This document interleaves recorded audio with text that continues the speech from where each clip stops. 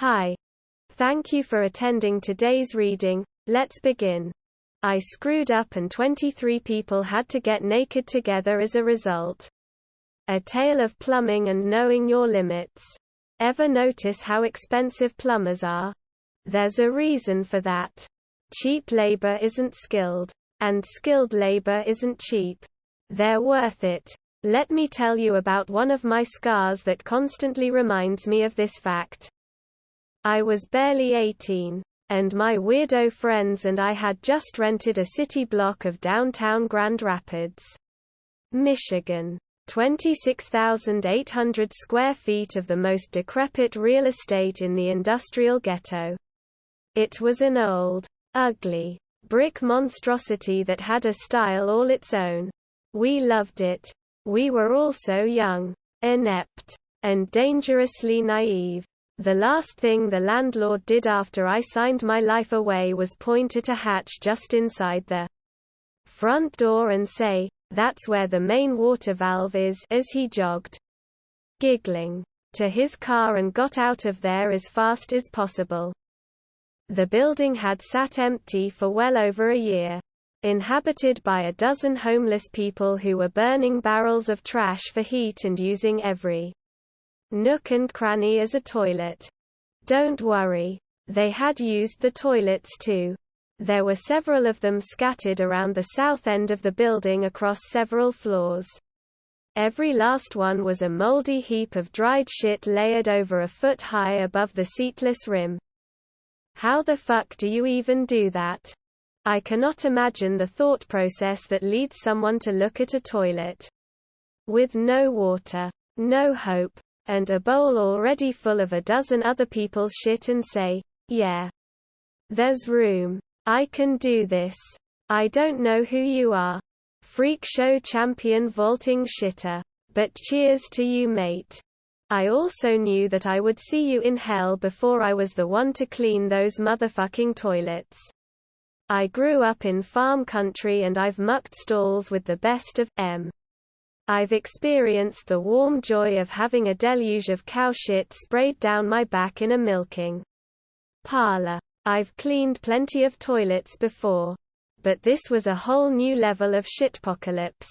I don't believe there's any job that's beneath me. But there was no way in hell I was going to clean those.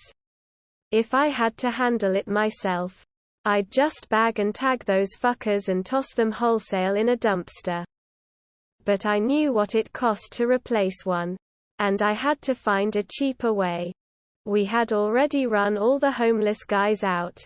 So I had to do a little looking. It took perhaps 5 minutes. I found a little man in his 40s sitting under the back loading dock. He was literally in his 40s. He had a tiny fort of empty 40 Oz beer bottles that he had used to wall off the two open sides. "Wanna make a couple bucks?" I asked, as I knelt down and caught a glimpse inside. If he wanted privacy, he shouldn't have built a glass house. "For what?" he said cautiously. I imagine his mind was going to dangerous and disgusting places already. But he certainly wasn't expecting what I was about to offer. "The toilets inside. I need someone to clean them. You want the job? Quote. What's it pay?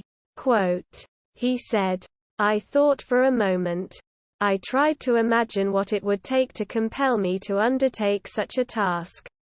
Tyvek Biohazard 5-layer pressurized full-body suit with a battery-powered ventilator. Double nitrile gloves. Layers of tape sealing. Booties. Boots. One of those big yellow city vacuum trucks they use for cleaning out storm drains. 500 gallons of bleach. 50 gallons of quaternary cleaner. $50,000 in my pocket. A bottle of the Balvenie. And a nymphomaniac midget to aid in my recovery from the mental trauma.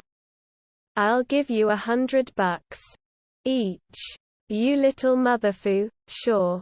Deal. When can you?" He was already moving and bounding through the loading dock door before I was even standing up. He walked through the back door, straight through the entire building, and right out the front door without saying a word or slowing down.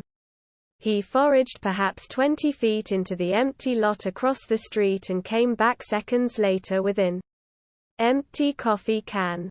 He marched directly into the first bathroom, just off the lobby in the corner of the stairs, and with no gloves, no mask, no hesitation, and no fear used that rusty old coffee can to get a big scoop of dried human shit and carried it across the street into the field. I tried very hard to just keep lunch where it was intended, standing well away and upwind as much as possible.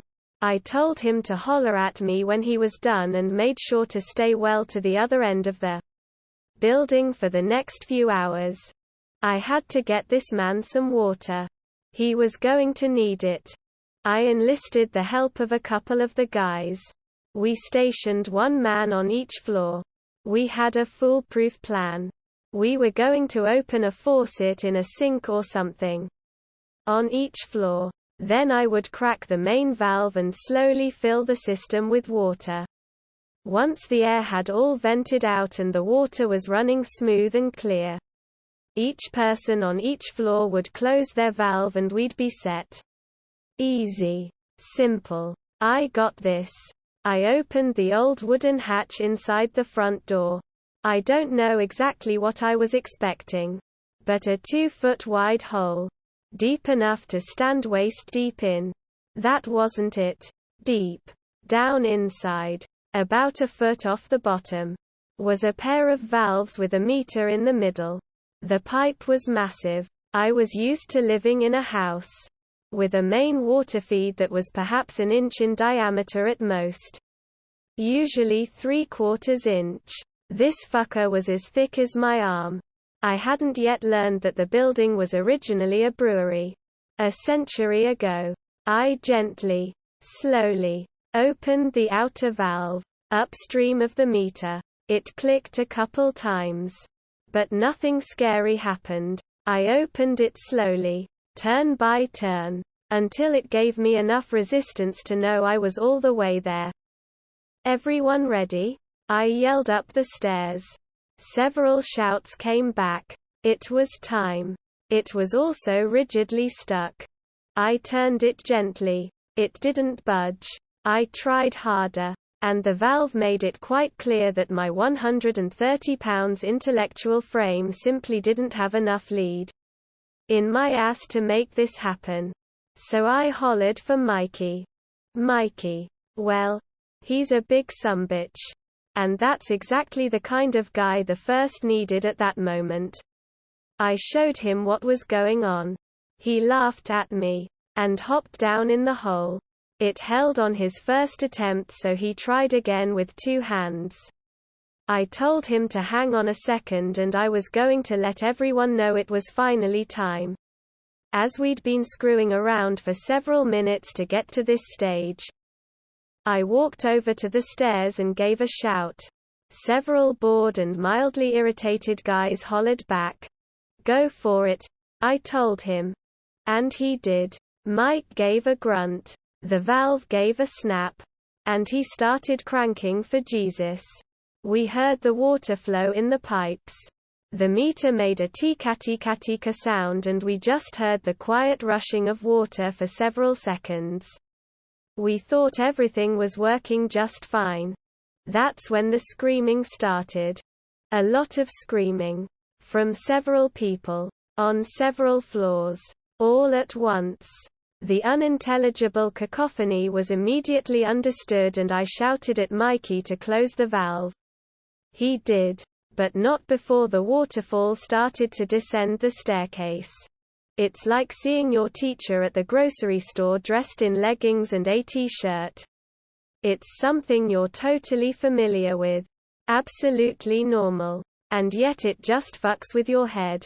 I'm fine with water. I live in Michigan. Water is what we do. I've seen lakes, rivers, creeks, and even a waterfall or 2. Stairs. Groovy. Seen tons of I can go up, down. I'm even okay with the spiral ones. Being a man of grace and poise, I have even accomplished the rare and difficult trick of falling up the stairs. Stairs and we go way back. But this was the only time I'd ever seen a waterfall cascading down a staircase. That's fucked up, man. I was not in any manner prepared for the sheer volume of water that came down the stairs. It was easily in the hundreds of gallons. It filled the valve hole, overran it, and poured out onto the sidewalk. It's okay. It's just a broken pipe. I can do this. I can fix this. I got this. So we went to the hardware store. And I figured it out. Copper was the fancy stuff. That shit's expensive. Okay. So that's out. This white stuff though. PVC. This is cheap. We can afford this. I had a long talk with the sales dude and he taught me everything he knew about how to do plumbing with PVC pipe. It took about 5 minutes. I got a pile of pipe and fittings, a can of glue, and all I needed was a tape measure and a hacksaw, and I already had both of those. We're set. We'll have working water in a couple hours. Fucking plumbers. What do they know? This isn't that hard. I'm a goddamn genius of plumbing. I thought to myself. The plumbing system for the building was super simple. The feed came into a bathroom on the ground floor, then passed by into the white room just behind it. That's where the one and only water heater was. A 50-gallon contraption that may have been there since Vietnam and made for the only part of the job I was scared of. Lighting the pilot on a water heater just puckers my ass and always has. But I'm a rugged man. A manly man. And I can light a water heater. Damn it. The water heater twin pipes. Because now we have hot water. Launched vertically up through the ceiling to the second floor. They just pass on through to the third, so that's easy. On 3 I had my apartment. Kitchen sink. Toilet. Bathroom sink. Shower. Done. It wasn't everything in the building. But it was enough to get started and establish basic life support. Also, I'd definitely run out of pipe by then. So it would have to do for now. Sure. All the pipe was exposed. Just anchored to the brick wall. It may have looked like it was done by a one-armed blindfolded 12-year-old with ADHD while cranked out on meth. But it was done. And I did it. I was radiantly proud of myself. Fucking plumbers. What do they know? We slowly turned on the water. And only had one leak. There was a spot where the plastic PVC pipe had to thread into the metal water heater and it leaked. Like hell. Clearly I hadn't gotten it tight enough.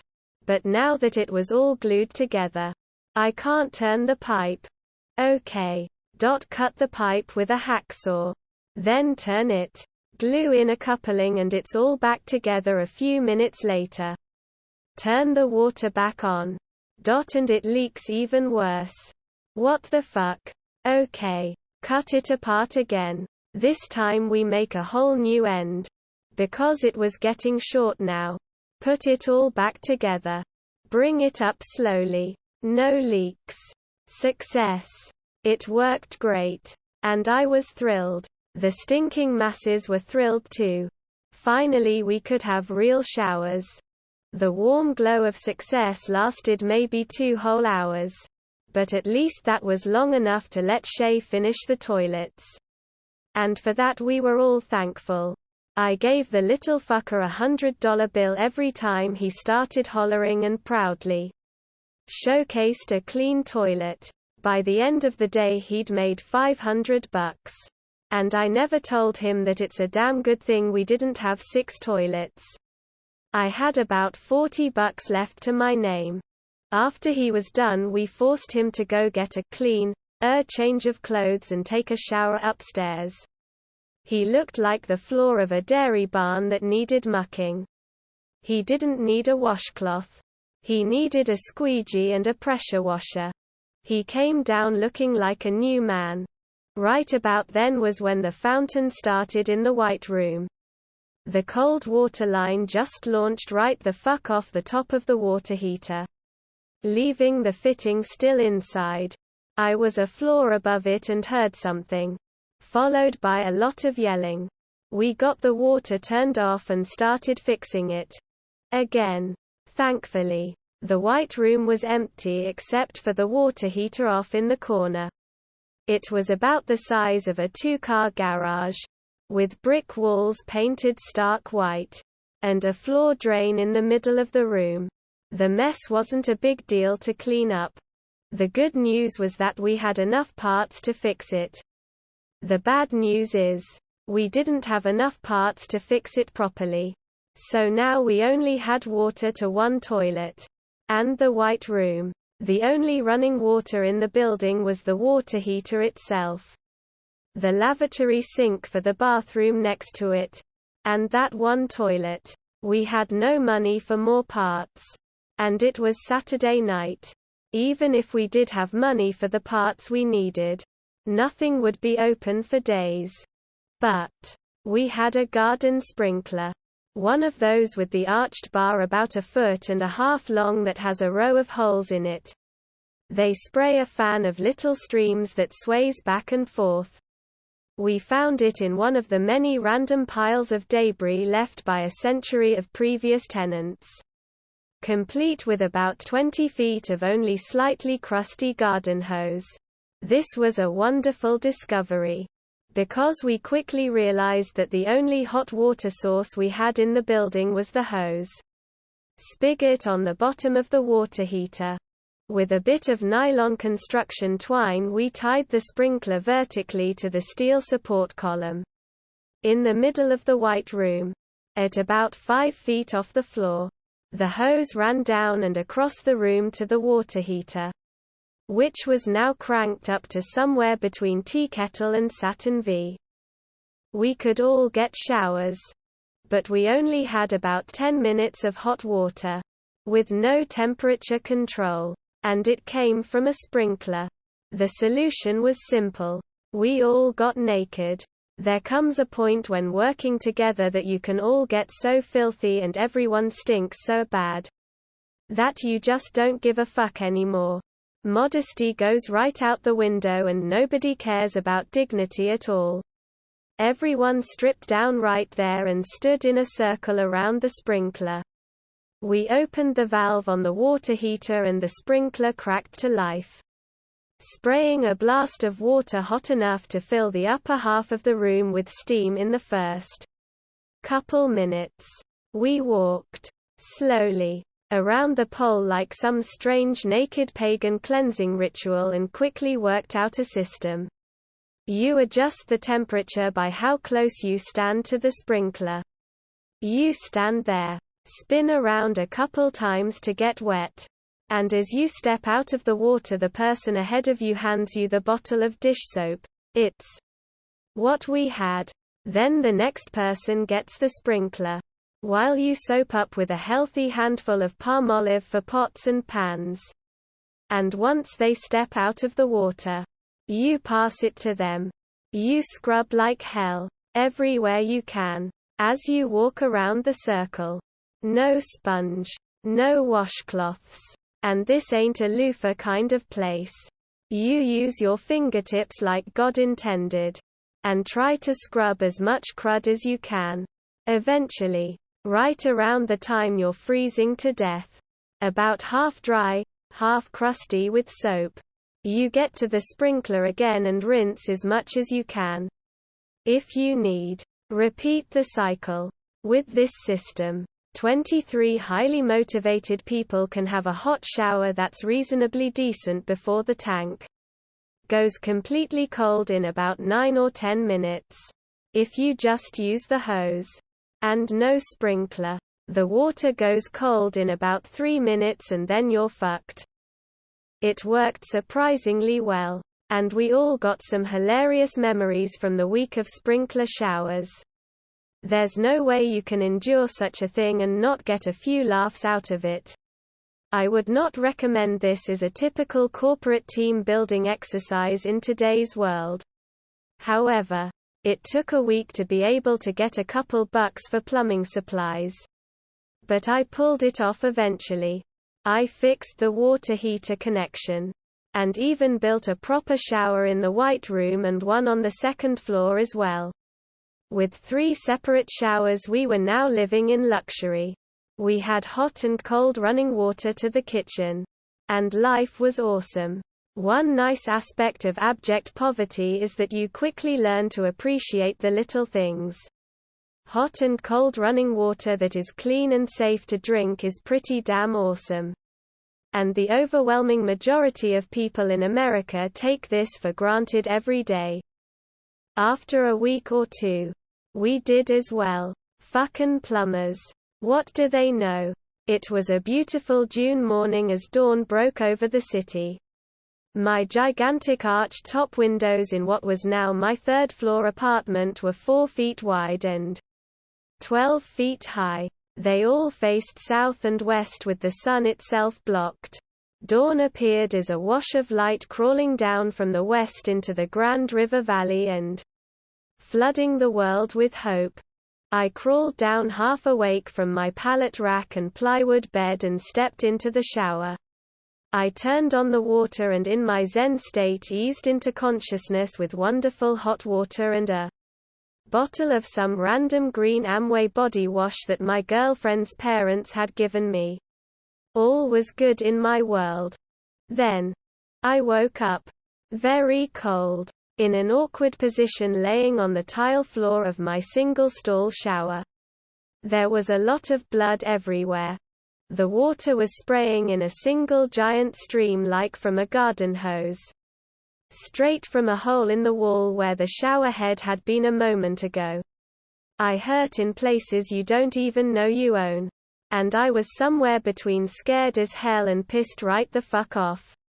I wasn't sure whether to cry or to kill the next motherfucker I saw with a clawhammer. Either option felt like a perfectly acceptable choice at that moment.